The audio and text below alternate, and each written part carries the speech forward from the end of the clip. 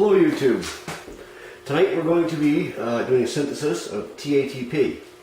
I'm going to start out by saying again, all of my videos are just for educational purposes. Don't ever try anything you see here at home. Okay? Now we're going to make a very small amount of it because the stuff is, it's fairly dangerous. It's very shock sensitive, heat sensitive, so on and so forth. Believe it or not, it'll actually, after you've rinsed it and everything, it'll actually burn wet and could explode wet. So it's a pretty good idea to not do this. Don't ever try anything you see here at home. Alright, so we've got muriatic acid, which is bricklayer's acid. You can also use sulfuric acid, but it takes less. But it's not as good. It'll actually make it to where it'll be less stable. So I do not recommend using sulfuric acid at all, just hydrochloric. Here we have, once again, our 20% plus hydrogen peroxide and acetone. Okay? So we're going to do a really small one. So we're going to go 5 milliliters of the hydrogen peroxide. Like I said, really teeny.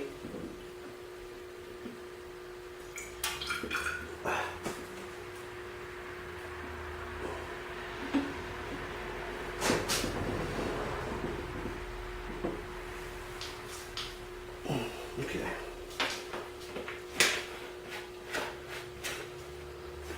We're going to go 4 milliliters of the acetone. I'm just going to pour it in here to help me pour it.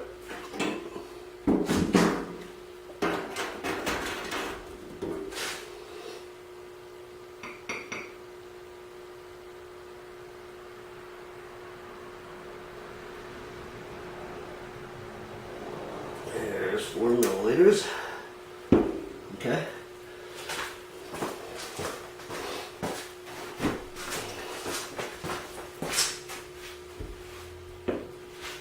Now, when you add these two together, it will make an exothermic reaction. So normally you would do this on an ice bath and you add the acid and all that. This is such a small amount here that it really won't make any difference.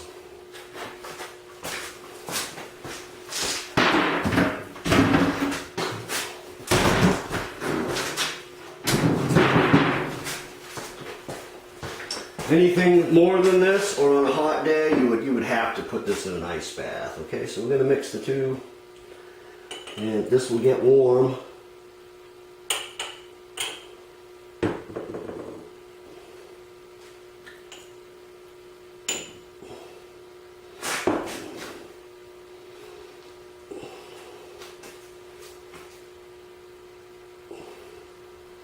Since I did so little, the shot glass is so cold. It really didn't heat up much. It is warming up a little bit, so we're just going to wait a few minutes.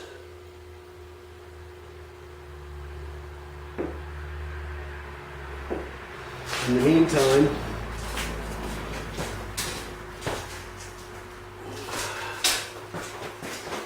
we're going to add just about 2 milliliters. We're not going to add it to there yet. We're going to measure out 2 millimeters of the muriatic acid, bricklayer's acid, hydrochloric acid, whatever you want to call it.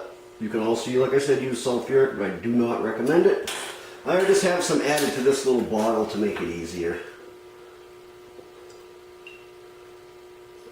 We'll go just over 1. Check this. She's warm now. You don't want to add it when it's warm because it could literally start with poof, poof, pop, poof, poof, poof. And you want to have, a bucket of water or something to just throw it into, or whatever around. Something you could cover it with. If that happens.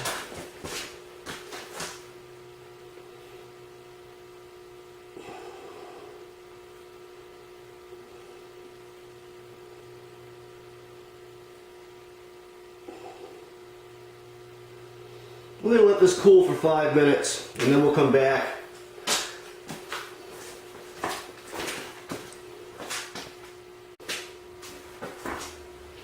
Okay, it's cooled off. I decided to put it in some cold water anyway. We're going to add the acid to the other compound. This will actually activate it. It's in there.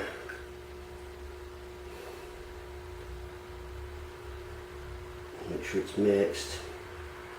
Now, what you're looking at here is just a clear liquid. When we come back in a few hours, this will actually be a solid. Most of it will be anyway.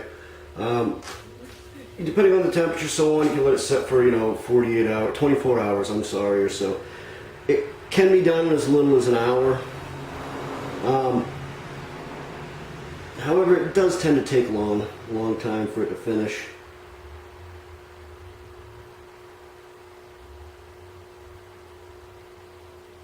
You start to see it, like I said, you start to see it cloud, it'll turn into a solid.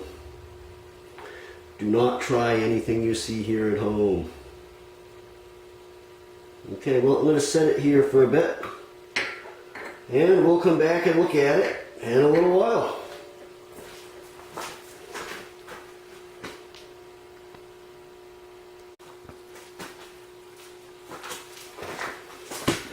Well, alright, here we go.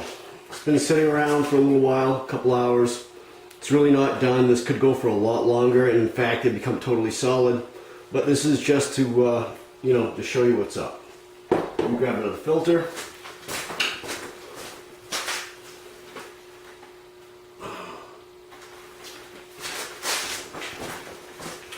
Filter this the same way I have other things and other videos like the HMTD. This stuff is pretty nasty stuff. TATP is not good stuff. I mean, it's pretty much as touchy as Armstrong's and so on, but it has even more downfalls than that. It's sensitive to light like HMTD. You cannot store TATP in metals of any kind. Any contamination from water or whatever you use to rinse it could potentially make it go off. It's just not something that you really want to store or play with. Same procedure here though. I'm going to pour it off into here. Distilled water.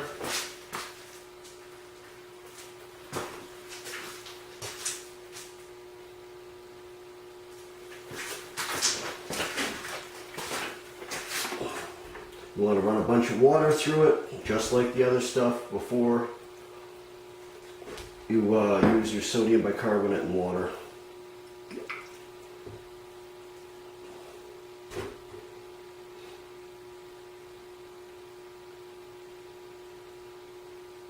Now, another thing, like say if you try to store this and you pour it into, say, a plastic container, right? Like I said, I do not advise storing any of this stuff. And you try to store it into a plastic container, rather pour it into it, and then you go to screw your threads on, that can set it off. This stuff is touchy. You really don't want to play with it.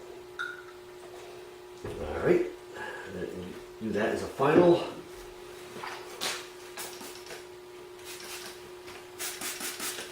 Go for the neutralizing. Make sure we have no acid left.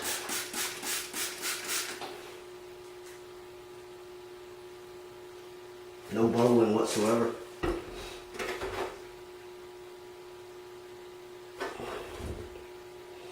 Rinse it again to get rid of the sodium bicarbonate, baking soda.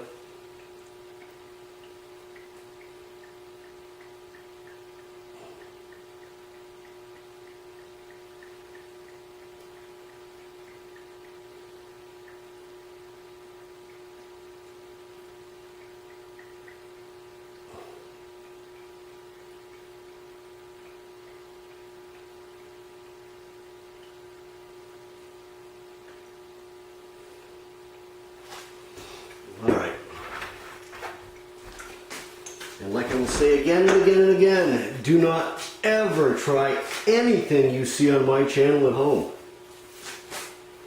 Especially this.